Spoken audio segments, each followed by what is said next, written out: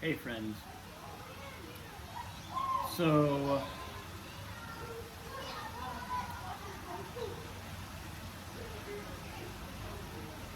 I had a conversation with my wife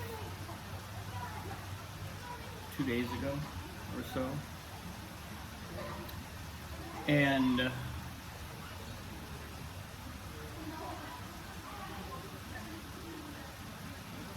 something that came pretty powerfully through was a sense that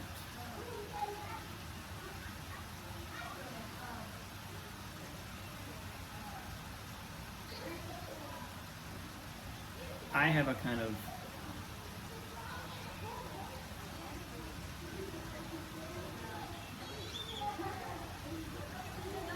there's a level of sensitivity that I've cultivated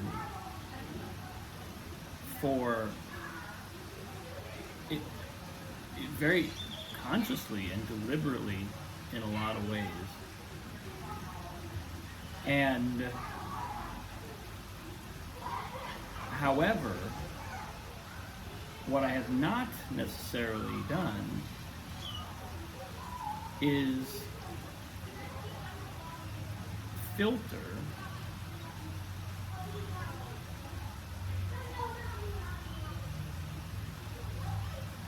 what I allow in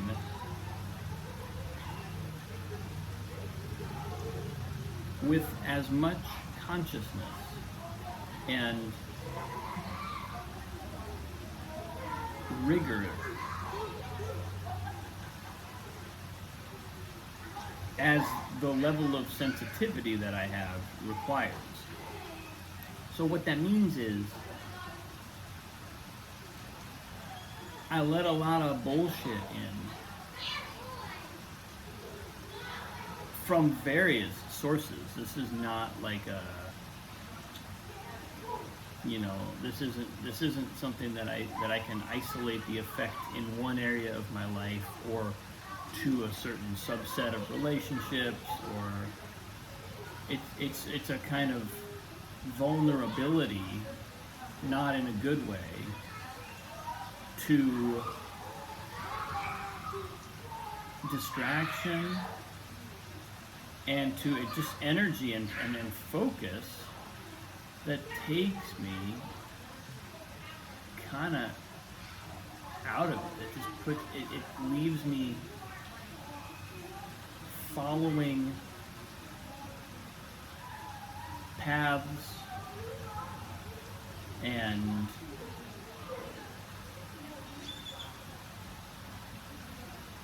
kind of entertaining trains of thought that I ultimately know are not really worth my time, or that are not really my direction.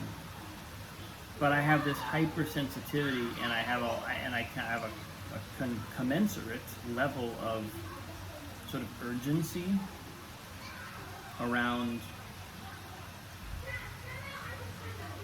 what I do, how I spend my time, what I devote myself to. And there's a kind of mismatch there. It's kind of like if you had a Ferrari, but you were a careless, reckless driver.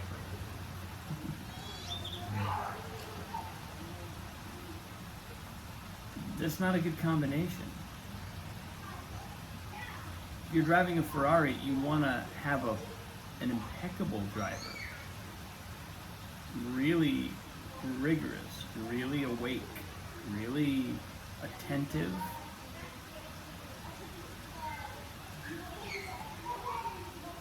And I think this, this phenomenon, or this aspect of my life, this kind of like liability that I carry, is something that it's obviously been with me a long time. I can recognize it. It tends to sort of hop from one domain of life to the next. Like I'll deal with this in one area of life, but then the syndrome just hops somewhere else. And I would say there's an evolution happening, but it's a halting one because the syndrome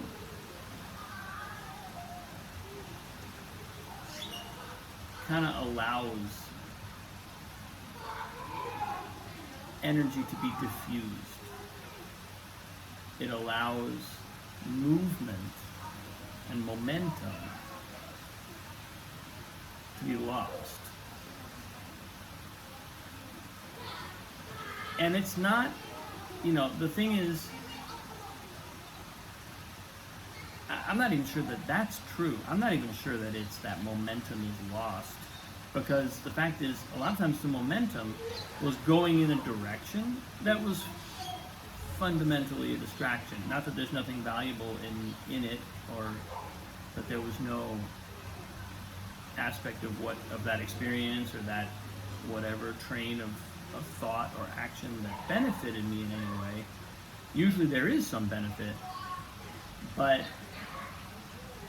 because it's not hooked into the underlying drive that's at the core of everything, and because I am very, very hypersensitive to that drive,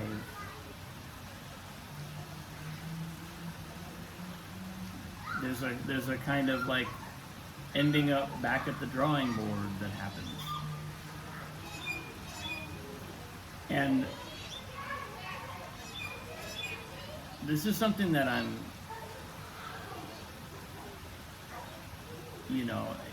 this post has been very instrumental for me in coming to my daily life, coming in every day and observing from a high vantage point, observing from it as objective and as conscious, as now based a perspective as I can.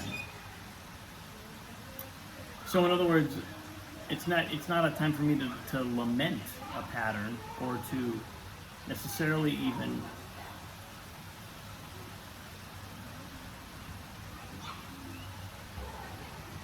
certainly not indulge in a pattern. But at the same time, I see these things because of this work.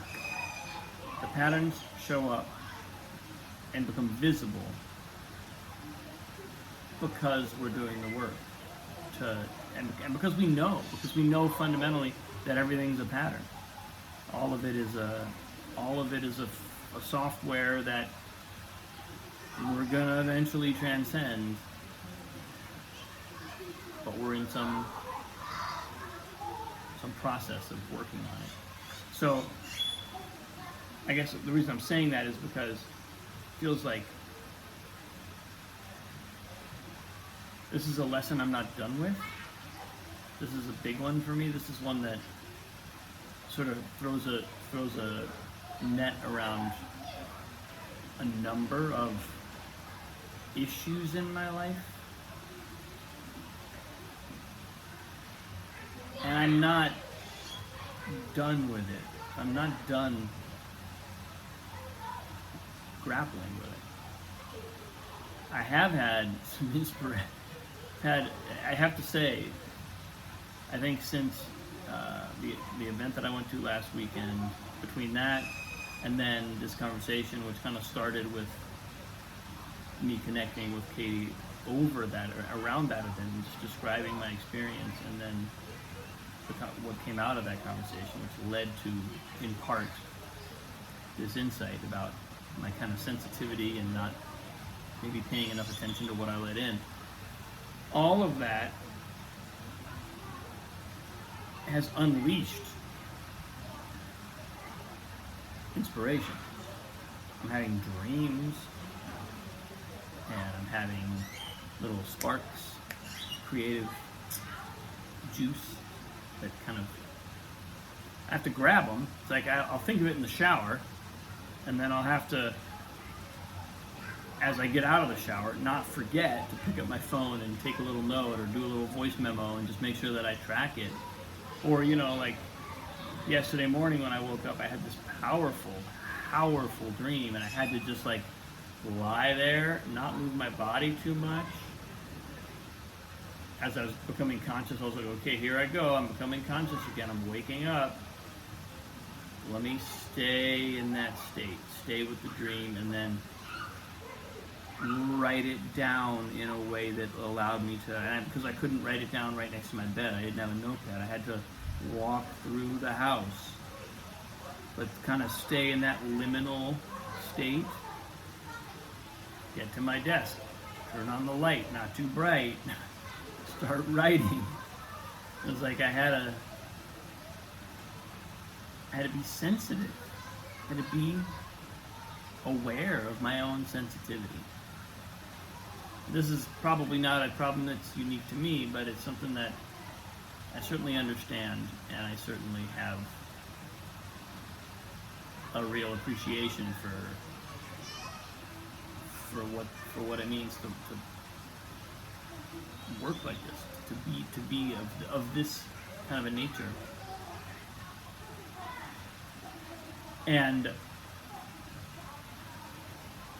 But it also galvanizes me. What I sense is that, oh, something's opening up. I'm seeing another level of me, and so inspiration is like, oh, I'm back. I can come look at it. There's space there. There's something for me to enter.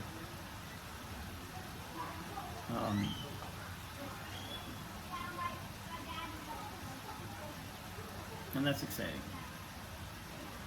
That's an exciting thing.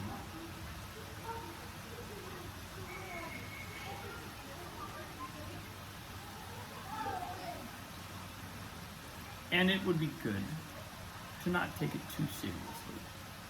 It's another one of my things.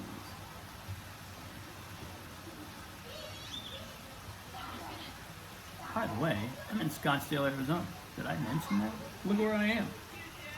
Palm trees. There's a pool down here. You can probably hear it. I hope you can hear me over the pool. Check this out. I mean, can you beat that? We're here for spring break.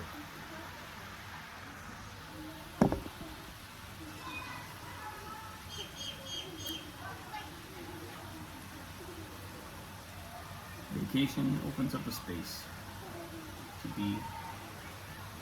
let things in. So I got today, people. This one you'll definitely be hearing more about. But I appreciate you for this conversation and for this forum that has provided me the ability to work with things like this. So, thank you. Have a great day. I'll see you tomorrow.